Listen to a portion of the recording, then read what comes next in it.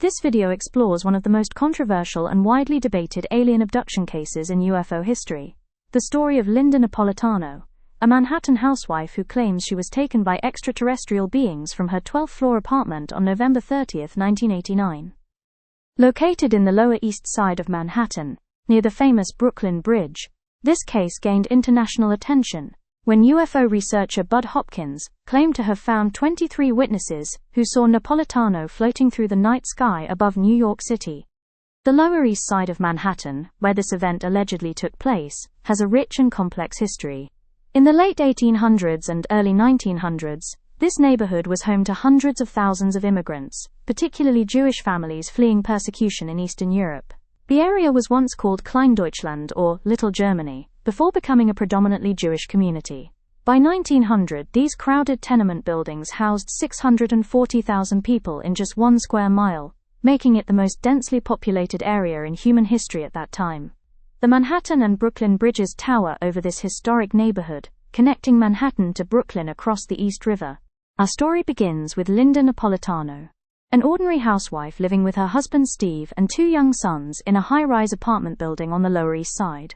In the spring of 1989, Linda had written a letter to Bud Hopkins, a well-known UFO researcher and artist who had made a name for himself investigating alien abduction cases. In her letter, she described a strange experience that had happened 13 years earlier during a weekend trip to the Catskill Mountains with her family. Linda told Hopkins that during that earlier incident, she had dreamed about floating or levitating, and when she woke up, she had a nosebleed and discovered a small bump on the side of her nose. She believed something had been inserted there, though she had no memory of any medical procedure. This mysterious bump would become an important part of her story later on. After exchanging letters with Hopkins, Linda began attending his support group meetings for people who believed they had been abducted by aliens. Hopkins was a respected figure in UFO research circles, known for using hypnotic regression therapy to help people recover what he believed were suppressed memories of alien encounters. Then came the night that would change everything. November 30, 1989, started like any other evening for the Napolitano family. Linda and her husband went to bed in their 12th-floor apartment, with their 2 sons sleeping in nearby rooms. But around 3 o'clock in the morning, Linda says she was jolted awake by something that felt terribly wrong. According to Linda's account, when she opened her eyes, she saw 3 small gray beings standing in her bedroom. These creatures were about 4 feet tall, with large black eyes and smooth, hairless skin. She describes feeling completely paralyzed as the beings communicated with her telepathically, telling her in some strange way to remain quiet and not wake her husband. Linda claims that a bright blue beam of light then surrounded her body, lifting her up from her bed and carrying her through the closed bedroom window. As impossible as it sounds, she says she floated 12 stories above the street, suspended in this blue light while wearing only her nightgown. Below her, she could see the lights of Manhattan and the dark waters of the East River. The aliens, according to Linda, guided her through the air toward a large reddish-orange spacecraft that was hovering near the Brooklyn Bridge. She describes being pulled inside this UFO, where she found herself in what looked like an examination room with bright lights and strange metallic surfaces.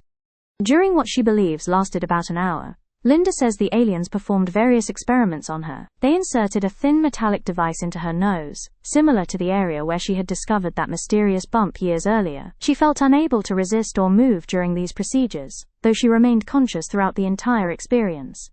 After the experiments were complete, the aliens returned Linda to her apartment the same way she had left, floating through the bedroom window on that blue beam of light.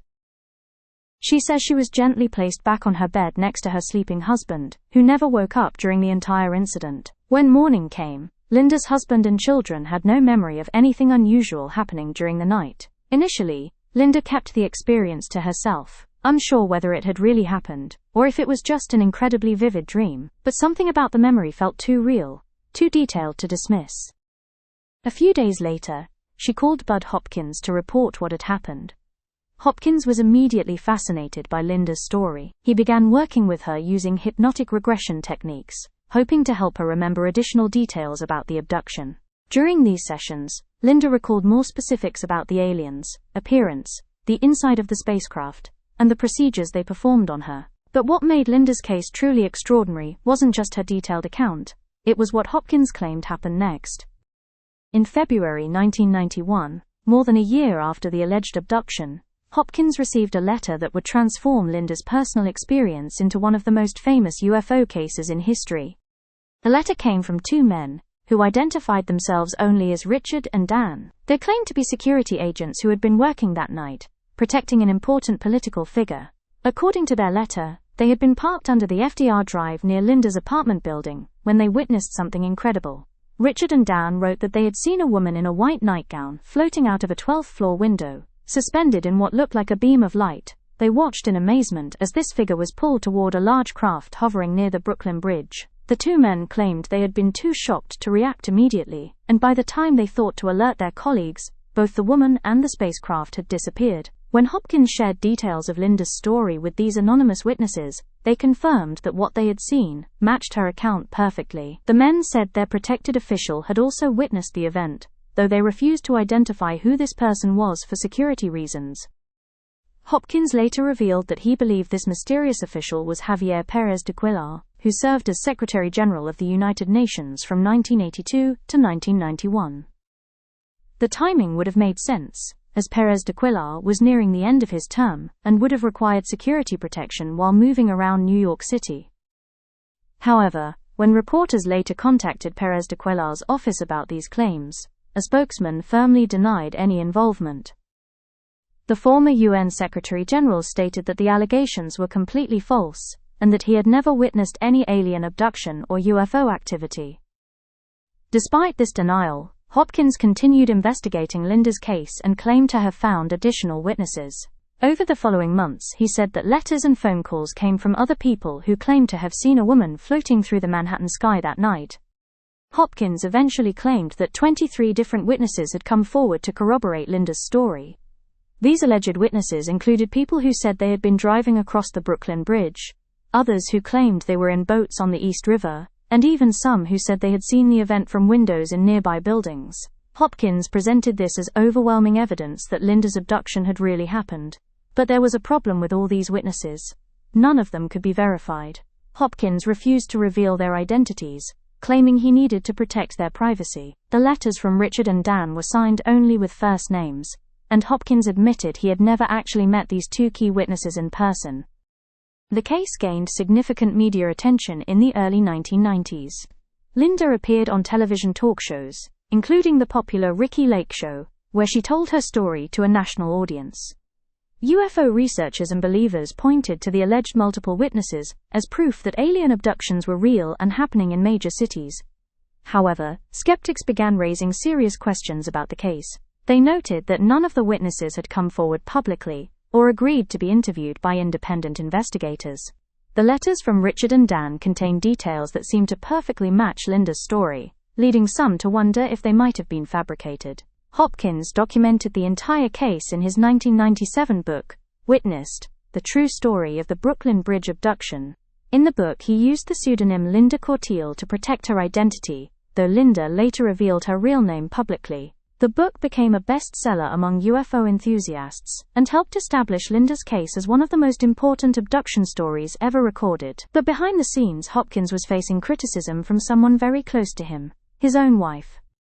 Carol Rainey was a filmmaker who had initially supported her husband's UFO research and had even helped document some of his cases. She had met Linda early in the investigation and at first believed her story was genuine. However, as Carol watched Hopkins work with Linda over the years, she began to have serious doubts. During the hypnotic regression sessions, Carol noticed that Linda's behavior didn't match what she had observed in other people under hypnosis.